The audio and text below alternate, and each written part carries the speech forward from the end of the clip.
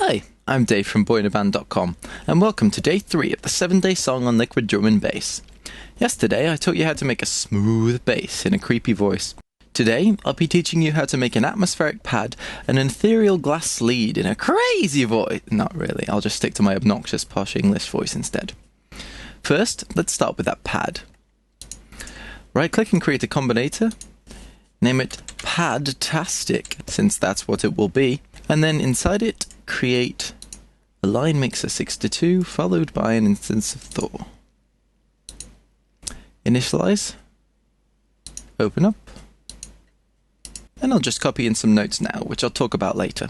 Okay, so there's the notes. And back in Thor, we're going to be using 3 oscillators. But first, we're just going to take the amp envelope sustain up to full, just so it doesn't lose any volume over time, and turn the attack up to just below a half, so it takes a while for the pad to swell to full volume, making it a more gentle sound. Okay, so those oscillators. For the mid-range soft and gorgeous part of the pad, we're going to make a multi-oscillator on soft saw mode, third one down, to get a powerful yet soft tone, and it's going to be detuned a little bit on interval detune mode, which is thickening it up nicely. So let's take a listen to that one on its own.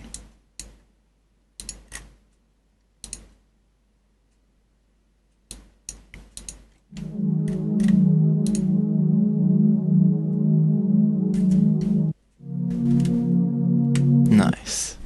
Might also turn up the release a little bit so there's more of a tail end on the sound. For the pretty overtone, we're going to have a phase modulation oscillator, phase mod osc. These can make some really nice harmonically rich sounds. Turn it up 2 octaves, and then turn the first wave to square, that second one there, and the second wave to this wave that looks like a sine wave just gave up on living halfway through. Turn the PM to about 3/4, so it's modulated quite a bit, and take a listen.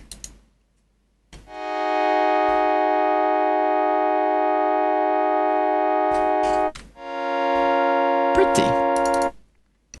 Lastly, oscillator-wise, we're going to have a multi-oscillator again, take it down 1 octave, and slightly detune it again on interval mode.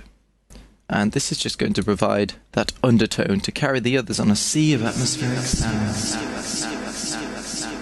Sorry, got caught up in the whole chilled out thing there. So have a listen to it.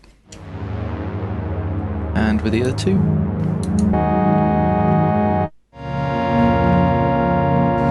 Okay, so we'll get everything there, but this fade mod oscillator is a bit loud, so let's sort out the mixer.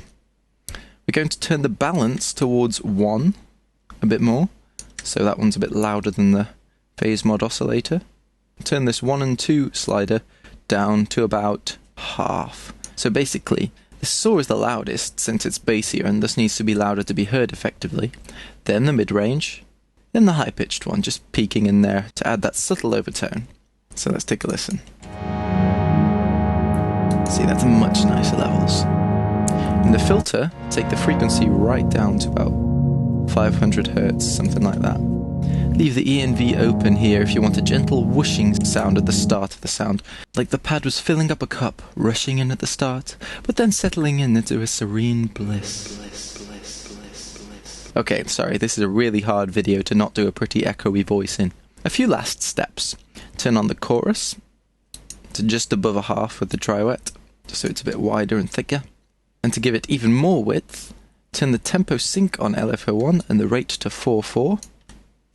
Then route it here in the modulation bus routing sections. Set the source to LFO1, amount to 100, and destination amp pan. And that's just going to make it go left to right. So take a listen. See a nice and wide sound there now. For one last bit of motion and texture, route LFO2 with the lowest rate you can get. So source LFO2, about 30, something around there, into filter 1 frequency. And that tiny amount will just make that pad evolve that bit more as the sound progresses. Okay, so that's Thor. Next, we're going to scroll up to here and right-click, create RV7000 Advanced Reverb. Turn it to Sawyer Theatre preset, then turn the decay up to almost full, and the aux up here to about half. And now let's take a listen. a nice bit of extra prettiness, but we're going to tidy it up a bit. If we open it up and click EQ, we can see we have all these different options available to us. But we're just going to take the low gain right down to about minus 6, something like that, and boost around 3.5 kilohertz by full. And just listen to how much area the effect is now. So without it, and with it. The filter cutoff in Thor removed most of the high-end content, but this just lifts that last little bit that's hanging in there, making the end result much softer than if you were to just open up the filter a bit more. So that's the reverby sound. Next, we're going to add a stereo imager. So right-click, create, hold Shift when you make it, M-class stereo imager. That means it doesn't connect to anything. Then we're going to drag it above the mixer, and put the mixer into the input of the stereo imager, and the output of the imager into the from devices and the combinator. Take the crossover down to about 300 Hz, somewhere around there, and monoify everything below, and completely widen everything above. And this tightens up the sound in the stereo field nicely. Also, if you want an even cleaner low end, you can hit this solo high band button right here to cut it out so it doesn't interfere with the smooth bass at all. I'm going to go for the more natural sound and just leave it on normal though. Next, we're going to create an EQ. Just move that up one. So as you can hear, there's a really prominent tone somewhere in the mid-range. And by sweeping a band of frequencies,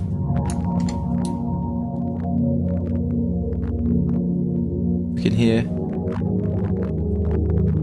it's living around there, about 450 Hertz.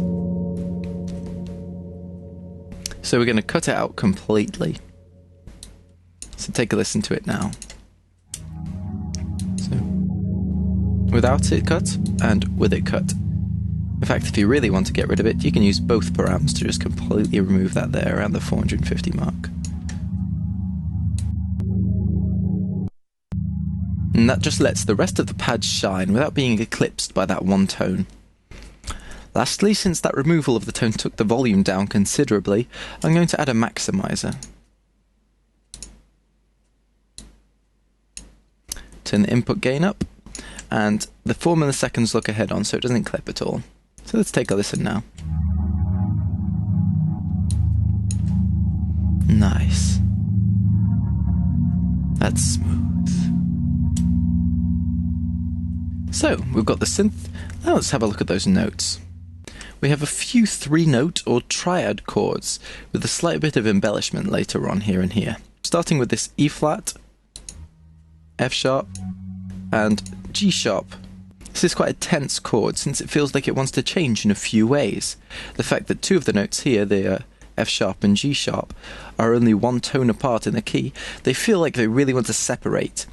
And this top G sharp here is only 1 note in the key away from hitting the root note of B flat, so it really wants to resolve.